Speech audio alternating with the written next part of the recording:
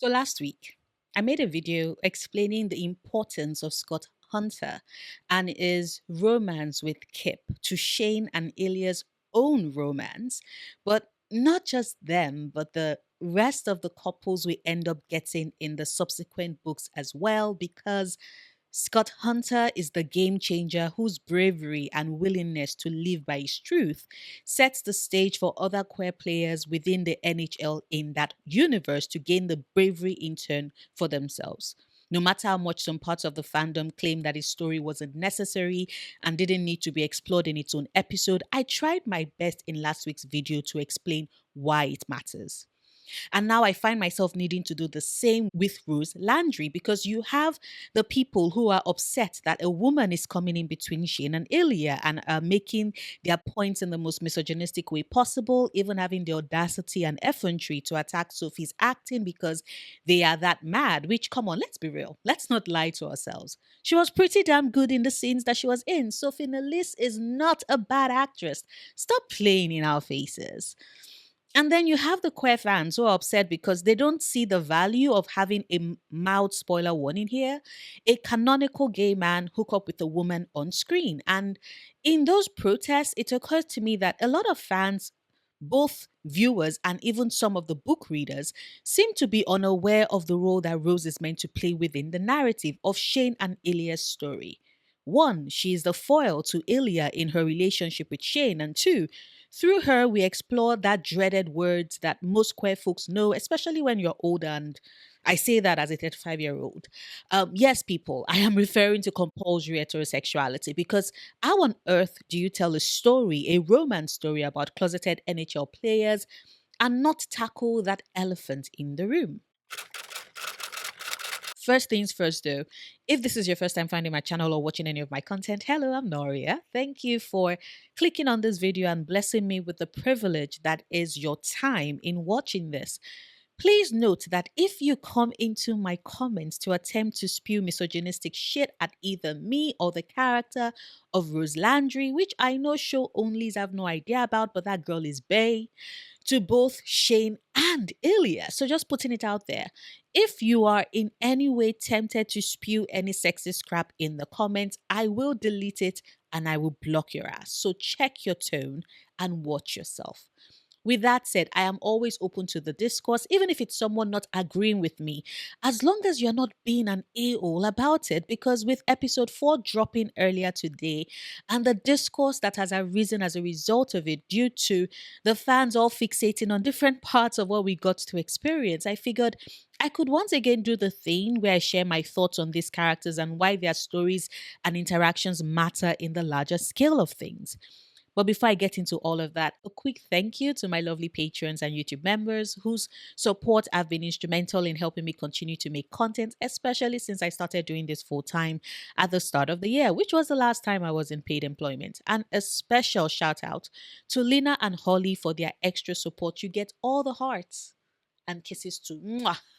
If you too would like to support me on Patreon or become a YouTube member to enjoy certain perks, even get a shout out, the link to do so is in the description bar.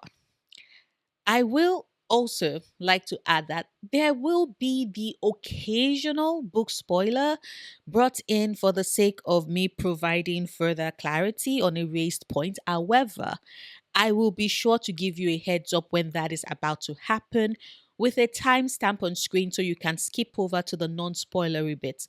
Kind of like what I did at the start of this video and in my last one. And with that said and done, let us talk about Rose Landry. Our introduction to her comes shortly after Shane's panicked realization that his relationship with Ilya is moving into more emotional territory that he is not quite ready for, and so he bolts.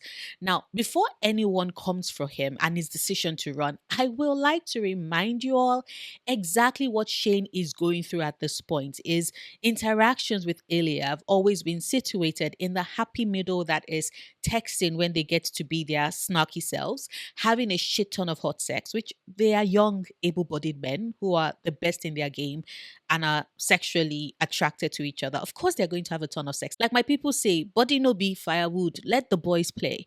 But as I was saying, Shane and Ilya's relationship has always rested in that nebulous space where they are either texting, fucking, fighting against each other for dominance in their sport, and the long moments of in between where they are trying to keep this massive secret that they've been orbiting around each other ever since they first met at the International Prospect Cup in Regina. That is all their relationship has been at this point. And Shane, who already has to deal with the burden of perfectionism and the weight of expectations placed on him by virtue of his heritage, his mother's fanatical support for the Metros, and his own desire to create a dynasty for the team he loves and captains, and thus is the reason behind his drive, whilst at the same time dealing with all that emotions that Ilya keeps wrecking within him, emotions that has Shane feeling like he's walking on this tightrope, terrified of falling, and what all of that would mean for him, for them. I mean, is anyone really surprised that he got overwhelmed by everything that was happening and then bailed? From the man who has the capacity to bring him to the heights of everything and then have him come crashing down when he realizes that after being ignored for 6 months and having his back blown out, didn't kiss him afterwards, and he missed and wanted that connection. His freak out is expected. His turn to Rose Landry is also expected. And this is where we talk about compulsory heterosexuality, or comphet as it's more commonly known. Now, compulsory heterosexuality as a theoretical framework was explored back in 1980 by lesbian essayist, poet, feminist, and scholar Adrienne Rich, where she goes on to theorize how heterosexuality as an institution aims to fulfill the patriarchal demand of coercing female sexuality to suit its own purpose, and thus pushes for heterosexuality to be the norm, the default in society, and women who step out of line in that regard are punished in order for the institution to exercise its control over them. Now, before anyone comes into my comments, I am very aware that Adrienne Rich used that term specifically as it pertains to lesbians and the lesbian existence and continuum. And so there is the knee jerk reaction to believe that it wouldn't apply to homosexual men and the conformity that society demands of them. And I am open to the arguments or discussions in the comments of this video in that regard, if you agree or disagree with me. However, I personally believe that when the system demands that women toe the line in fulfilling their duties of motherhood and support, and the emotional labor and sexual exploitation that is built into that, it also expects men to conform to said system and through individuals makes those demands. And so for gay men who do not exist for that, who do not desire that, the institutions as they exist then try and force them into conformity. And in order to do so, they turn to the women in their lives to prop up the facade of acceptability. And this is what we see explored in the relationship between Rose Landry and Shane Hollander. Shane, after that slip up of vulnerability from Ilya, where for the first time since they've known each other for 8 years and have been hooking up for 6 of those years, Ilya calls him by his first name. And Shane does the same and calls Ilya by his first name. And that sets the alarm bells ringing as he realizes that he's getting in too deep, panics, and bails. There is a lot of significance to the fact that both Hayden and Una Hollander are shown in that same episode questioning and pressuring Shane about his relationship and the lack of it thereof, because the patriarchy requires that of Shane. He is a man, he's successful at what he does, he's famous because of that, and he's good looking. The expectation is that the next step for him is to be in a committed relationship with a woman to complete the set. Something the book mentions in passing and that the show hasn't gone out of its way to highlight is the fact that a ton of the NHL players in the league married quite young, like very early 20s. For example, Hayden. Shane is an outlier. And before you say, what about Ilya? Well, Ilya leans into the bad boy party animal persona. So the expectation is that he's sowing his wild oats and is not ready to settle down just yet. And yes, the patriarchy makes allowances for that. In fact, sometimes it encourages it. Shane, however, is not like that. His persona is more reserved, the Boy Scout of the NHL. The expectation is that he's going to go for a committed relationship.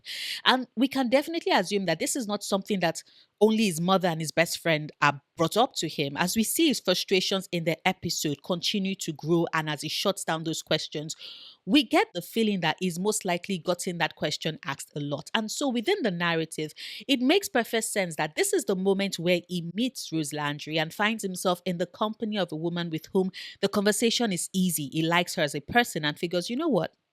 If I have to be saddled with a girlfriend and get people to ease up on the constant questions about my relationship status, I can't do any better than Rose.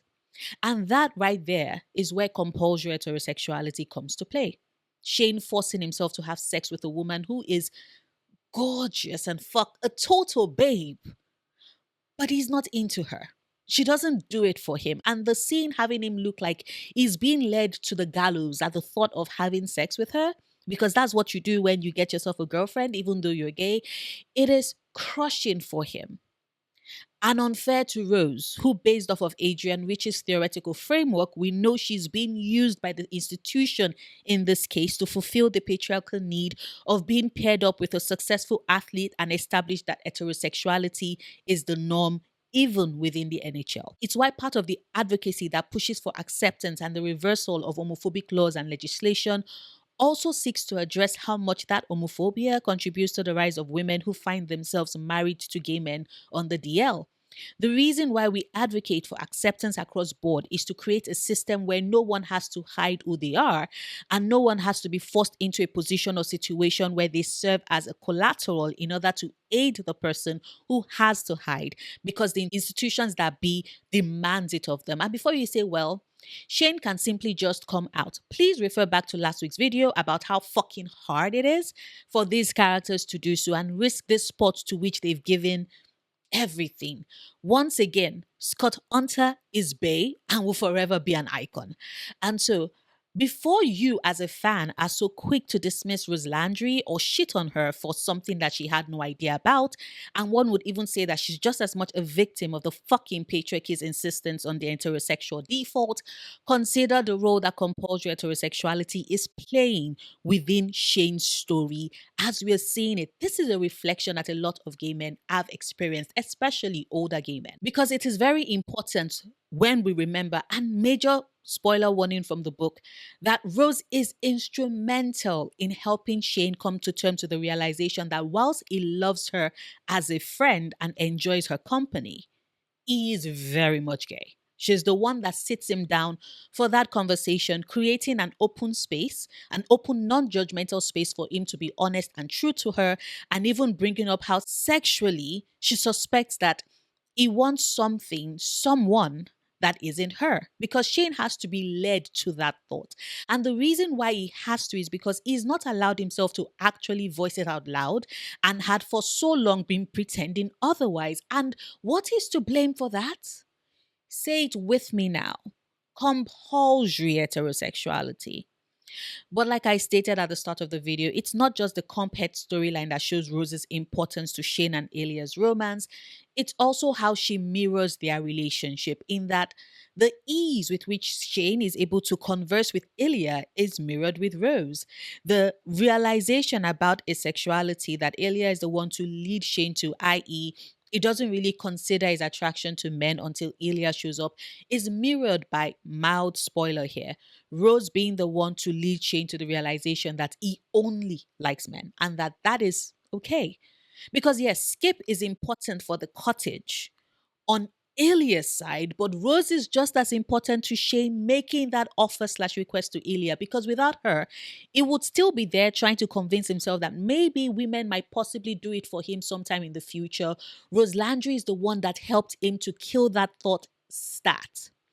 And then there is the big one, the fact that Ilya's relationship with Shane is one built on secrecy and privacy, whereby they can never actually come out. All Ilya can get with Shane is the brief moments of domesticity and God's. Should I make a video on the significance of the tuna melts? Because I can talk endlessly about that scene, about this episode, if anybody is interested in hearing me yap. But as I was saying, all Ilya can get with Shane is the brief moments of domesticity where they are hidden away. And Rose gets to be with Shane in the sunlight, publicly. Yes, I am still referencing Skip's episode. Damn it, I loved it so much. Elena the goat. It's not a coincidence that at the moment when Ilya seems to be working his way to trying to ease Shane into being more with him, is when Shane takes off and does all of that and so much more in the public eye with Rose Landry, which further upsets Ilya. And for those who are confused as to why Ilya will be so upset when he had been hooking up with various women in the past, please refer back to what I initially said earlier on in the video. Ilya's persona is that of a playboy. None of those women are ones is emotionally committed to. Even Svetlana, who is more his friend that he occasionally fucks than a woman is possibly getting emotionally entangled with. He is very aware that with Shane, it is not going to be a revolving door, but something more settled, tempered, domesticated. All the things he's so desperate to have but can't have with him, and yet is terrified that Rose is going to get that. And I don't know about you, but that just gets me in the heart. But of course, these are just my thoughts. I would, as always, love to hear yours. Whether or not you agree with me, please share them in the comments. Like this video, however, if you've watched this far and haven't done so yet and have enjoyed anything I had to say, share it so others can find my channel as well. Or you can check out my gaming or ASMR channels if they sound like something you might possibly be interested in. I have them both linked in the description bar. I will see you tomorrow with a new video. Until then, do remember, obsessing over the things you love, perfectly valid coping mechanism.